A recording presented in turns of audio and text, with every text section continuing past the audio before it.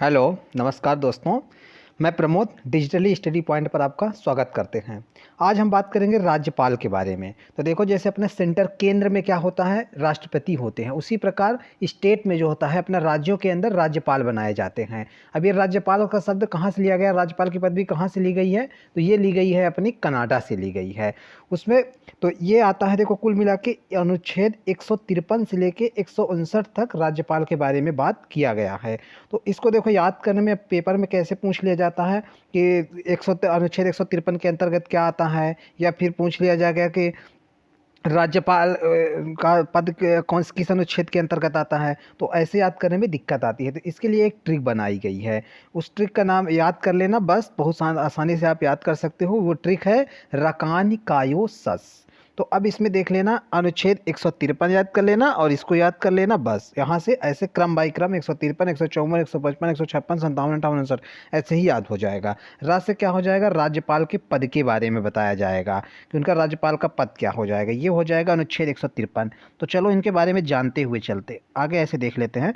राज्य से हो जाएगा राज्यपाल का पद हो जाएगा, का से उनकी कार्यपालिका हो जाएगी, नी से नियुक्ति हो जाएगी, उनकी नियुक्ति हो जाएगी, और का से हो जाएगा उनके कार्यकाल के बारे में हो जाएगा, यो से उनकी योग्यता हो जाएगी, और सा से उनकी शर्त हो जाएगी, क्या राज्यपाल की शर्त होती है, और सा से शपथ हो जाएगा, उनको कैसे शपथ दिलाया जाता है क्या है।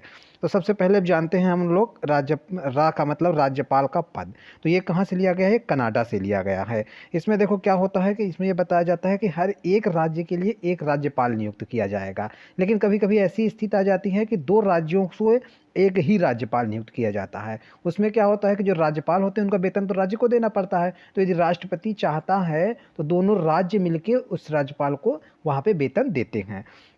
फिर अनुच्छेद नंबर 154 के अंदर क्या बताया गया है कि राज्यपाल कार्यपालिका का प्रधान होता है। अब जैसे हम लोग पढ़े थे अभी पिछले वीडियो में अपने कि राष्ट्रपति अपना वास्तविक नहीं कार्यपालिका का प्रधान होता है, लेकिन औपचारिक प्रधान होता है। और जबकि वास्तविक प्रधान कौन होता था, प्रधानमंत्री होते थे। उसी प्रकार यहाँ राज्यपाल में भी औपचारिक प्रधान राज्यपाल होते हैं, लेकिन जो वास्तविक प्रधान होता है वो उस राज्य का मुख्यमंत्री ही होता है। अब देखो, तो इसमें कार्यपालिका के बारे में बताया गया कि कार्यपालिका का जो प्रधान है वो कौन होता है, राज्यपाल होता है। अब उसके अंतर्गत उनको कौन कौन सी शक्ति प्रदान रहती है, कार्यपालिका के अंतर्गत उनको कुछ शक्तियां प्रदान की जाती है। तो वो कौन कौन सी शक्ति प्रदान होती है, एक होती है कि कार्यकारी शक्ति, पहली नंबर आती है कार्यकारी शक्ति। तो कार्यकारी शक्ति में उनको क्या दिया जाता है कि वो क्या करते हैं कि राज्यपाल सीएम तथा मंत्रियों के विभिन्न पदाधिकारियों की नियुक्ति करते हैं।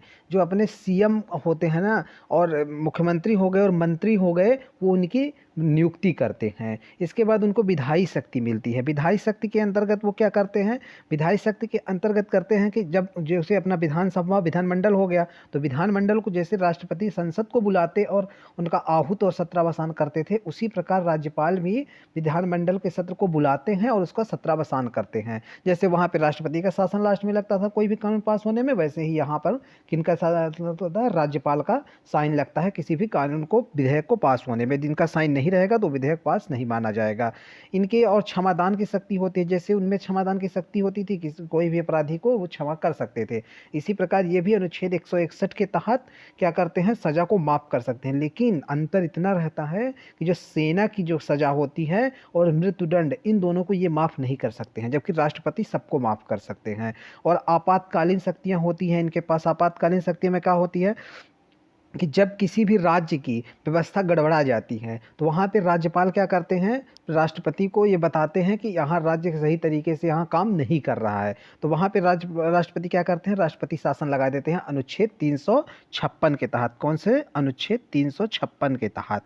और जब अनुच्छेद 356 के तहत वहाँ पे क्या लगा देते हैं, राष्ट्रपति शासन लगा देते हैं, तो वहाँ पे पूरी शक्तियाँ राज्यपाल के पास आ जाती है। इसके बाद इनकी शक्ति और कौन सी होती है, विवेकाधिकार समित शक्ति होती है। इस शक्ति के अंतर्गत क्या करते हैं कि जैसे जब चुनाव हुआ तो चुनाव में सभी दलों को बराबर बहुमत प्राप्त हो जाती है, तो फिर क्या करते हैं, राज्यपाल अपने मन से किसी एक को बता देते हैं, सीएम बना देते हैं, और इसको 30 दिन का टाइम दे देते हैं कि तुम जाकर के अपने बहुमत सिद्ध करो। यदि बहुमत सिद्ध कर लेता है तो सरकार बनी रहती है, नहीं कर पाता तो उसकी सरकार गिर जाती है। इसके बाद और क्या होता है कि अब अगला देख लेते हैं। अगला कौन सा हो जाएगा, 154 हो गया। अगला अनुच्छेद 155 नंबर, 155 में उनकी नियुक्ति के बारे में बात की, राज्यपाल की नियुक्ति के बारे में कहे गए हैं। तो राज्यपाल की नियुक्ति कौन करता है? प्रधानमंत्री के सलाह पे राष्ट्रपति उनकी नियुक्ति को करते हैं। राज्यपाल की नियुक्ति राष्ट्रपति करते हैं। फिर इसके बाद अनुच्छेद नंबर 156, 156 में क्या बताया जाता है? आर्टिकल नंबर 156, इसमें बताया जाता है उनके कार्यकाल के बारे में। तो देखो, इसका कोई एक निश्चित कार्यकाल नहीं होता है राज्यपाल का। इनका कार्यकाल यदि राष्ट्रपति जब तक चाहते हैं तब तक ये अपना राज्यपाल बने रहते हैं। फिर इनके अनुच्छेद नंबर 157, इसमें क्या बताया गया है? इनकी क्या क्या योग्यता होनी चाहिए। तो जैसे सभी में होती है वैसे इनकी भी योग्यता होनी चाहिए कि मतलब ये भारत के नागरिक होने चाहिए, पागल या दिवालिया नहीं होने चाहिए, लाभ के पद पर ना हो किसी भी, और कम से कम 35 वर्ष इनकी आयु होनी चाहिए।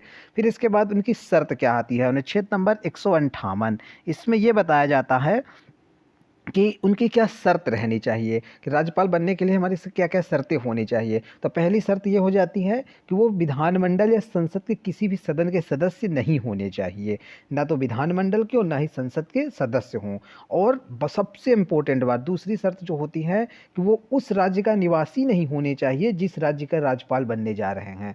फिर इसके बाद अगले अनुच्छेद 159 के तहत इसमें क्या बताया गया है? उनके शपथ के बारे में बताया गया है। तो इनको शपथ कौन दिलाते हैं? हाई कोर्ट के मुख्य न्यायाधीश दिलाते हैं। तो ये मेन 153 से लेकर 159 तक होते हैं। इसके अलावा भी कुछ होते हैं, जैसे अनुच्छेद 160, अनुच्छेद 160 में क्या बताया जाता है कि यदि जिस चीज़ की चर्चा संविधान में नहीं की गई है उसको नियंत्रित करने के लिए राष्ट्रपति क्या करते हैं? राज्यपाल को बोल सकते हैं कि आप इसको संभाल सकते हो। अनुच्छेद 161, 161 में उनके क्षमादान के बारे में सब बता दिया जाता है कि उनको क्षमादान कौन किसका क्षमा कर सकते हैं, ये बता दिया जाता है। फिर इसके बाद इनका 162 में क्या बता दिया जाता है? 162 में बता दिया जाता है कि वो कार्यपालिका की शक्ति के प्रधान विस्तार करेंगे, ये कर सकते हैं। जो कार्यपालिका की शक्ति है उसका प्रधान विस्तार कर सकते हैं। इसके बाद और क्या बता दिया जाता है कि 163 में ये बताया गया है, अनुच्छेद 163 में ये बता दिया जाता है कि वो क्या करेंगे? अनुच्छेद 163 के तहत मंत्रिमंडल से सलाह ले लेंगे। सलाह के लिए एक मंत्रिमंडल उनका रहता है, वो उसको बता दिया जाता है। और 164 के अंतर्गत क्या करते हैं कि वो अन्य मंत्रियों की नियुक्ति भी कर सकते हैं। तो मेन देखो, इधर वाला नहीं पूछा जाता, मेन ये 153 से 159 होता है, जिसको इस ट्रिक के माध्यम से आप आसानी से याद कर सकते हैं।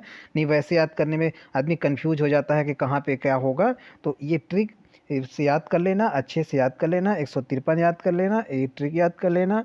तो इनके बारे में, राज्यपाल के बारे में पता चल जाएगा। यदि वीडियो अच्छा लगा तो लाइक कर देना, और इसी तरह के वीडियो चाहते हैं तो अब चैनल को सब्सक्राइब कर लेना। धन्यवाद।